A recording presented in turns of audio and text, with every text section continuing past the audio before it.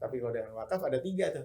Kepada diri sendiri ada manfaat, masyarakat sekitar ada manfaat, dan kepada bangsa kita akan ada pertumbuhan-pertumbuhan yang dari modal wakaf yang kita.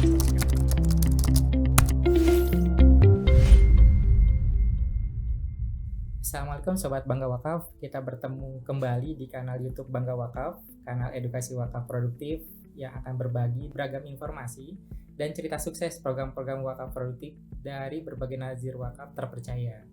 Kanal ini dipersembahkan oleh Komite Nasional Ekonomi dan Keuangan Syariah.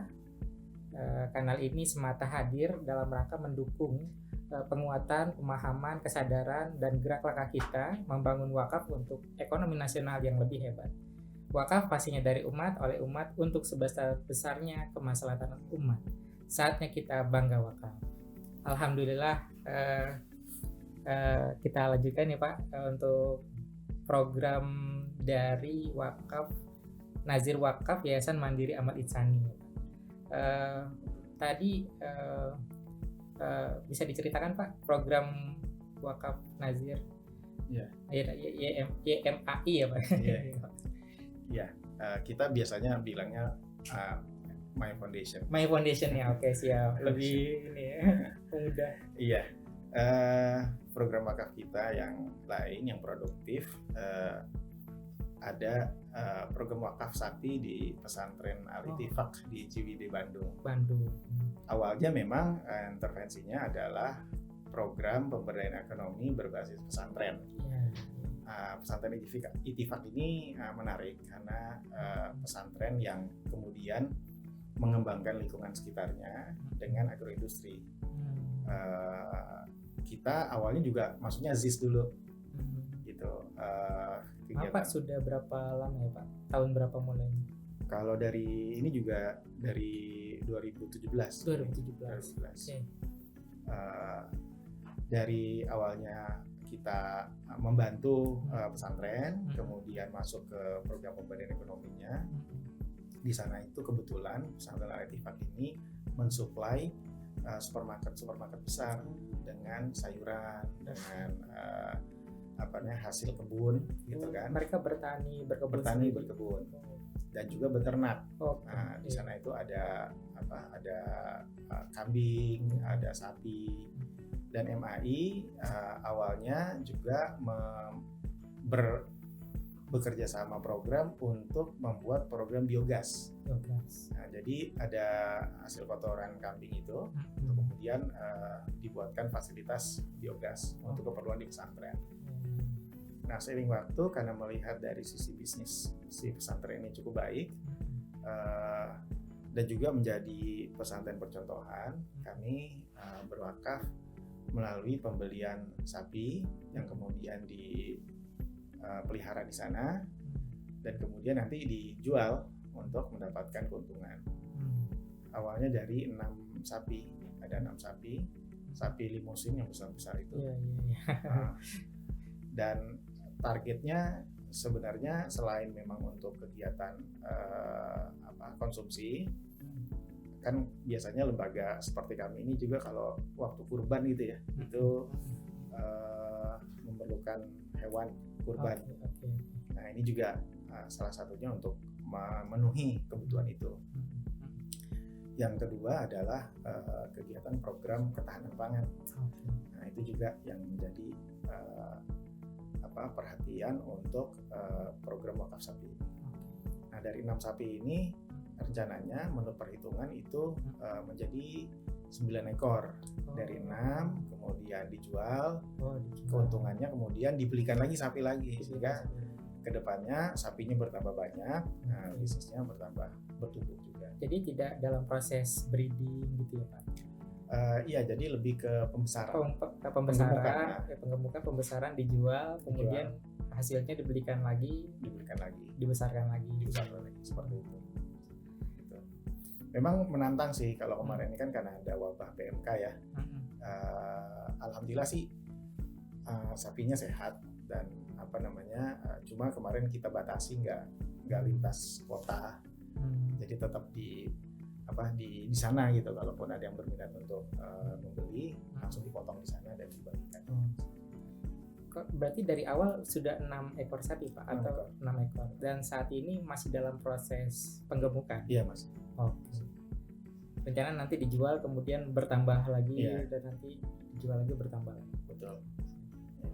Itu investasinya berapa Pak untuk 6 ekor sapi? Kalau nggak salah sih awalnya itu untuk bibit ya, itu sekitar 30 juta ya. Berapa? 80 jutaan Per ekor atau per ekor. per ekor ya? Siap-siap. Ya. Kalau dijual itu ya bisa lebih. Ya. Berapa lama tuh proses pembesarannya? Biasanya memang kan siklusnya 1 tahun ya. 1 tahun. Untuk memenuhi kebutuhan kurban itu 1 tahun. Nanti dijual, terus dibelikan lagi kayak gitu. Cuma kemarin ini memang kita belinya bibit awal, itu masih beberapa tahun. Kan kalau untuk kurban itu usianya itu menyesuaikan dengan syarat-syarat kurban ya. Gitu. Ada beberapa memang yang secara usia itu belum memenuhi syarat, sehingga masih terus dipelihara. Berarti nanti hasil penjualan akan dibelikan sapi lagi. Iya.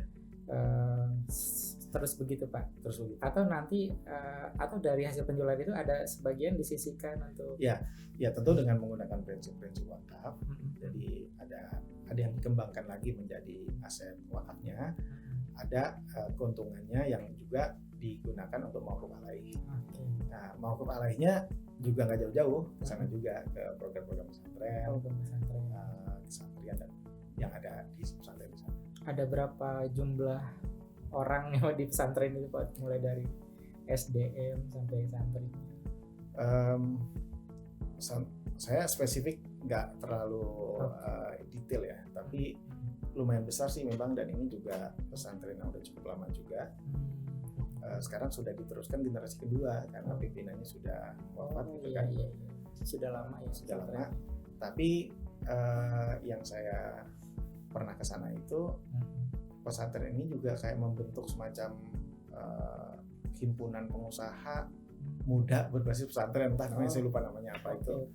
Yang itu jadi kayak supply chain juga. Jadi ini pesantren, dia mensuplai macam-macam, ada sayuran, ada buah-buahan.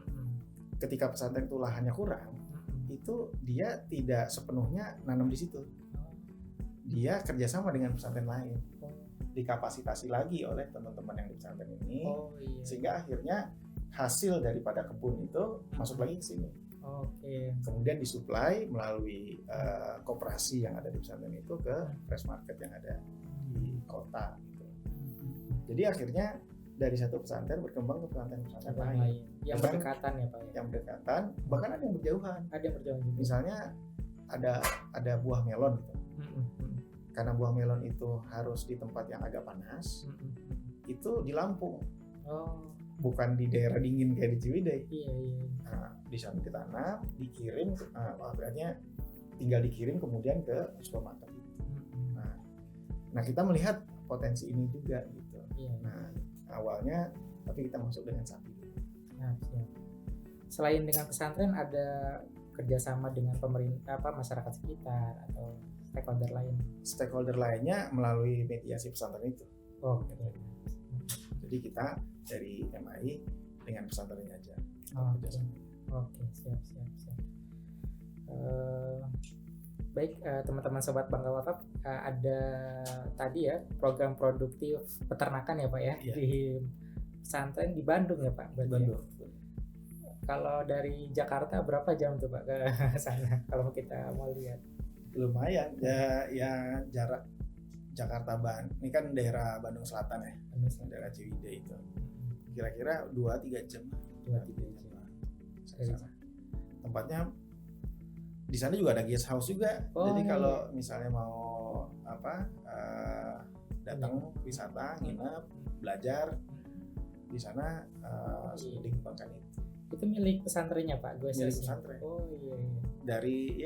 Dari pesantren mengembangkan koperasi, komoditas sayuran, akhirnya ada guest house, dan banyak juga program-program untuk orang masa pensiun yang ingin berkebun gitu, belajar di sana. dan sekarang mereka juga punya produk greenhouse gitu. Oh, greenhouse. Jadi dengan satu paket tertentu orang bisa investasi punya greenhouse dengan pola pengairan, pemupukan yang sudah otomatis. Wah, sampai secanggih itu gitu. siap. Nah, itulah yang kemudian membuat MAI itu merasa pesantren ini cocok menjadi mitra. Iya. Asik juga ya jalan-jalan sambil belajar gitu ya Pak. Iya. Kemudian bisa investasi juga di rumah sendiri. Betul. Itu alamatnya di mana Pak? Nama pesantrennya, alamatnya? Ya, nama pesantrennya Pesantren Al-Ittifaq. Alamat detailnya saya nggak terlalu hafal ya, tapi di daerah Ciwidey. Ya. Udah terkenal sih. Udah terkenal. Terkenal. Oke.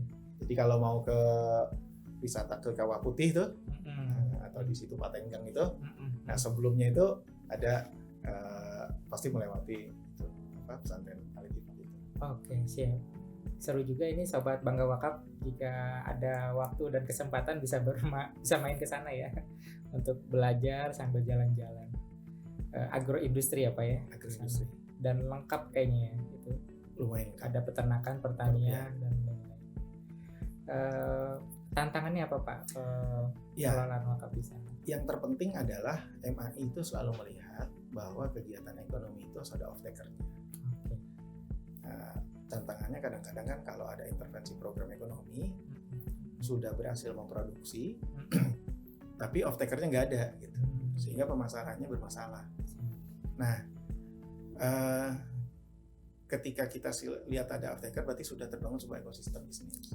Nah, ekosistem itulah yang kemudian mendorong kita menjadikan bahwa program ini atau potensi bisnis dari kegiatan investasi wakaf ini itu bisa berjalan.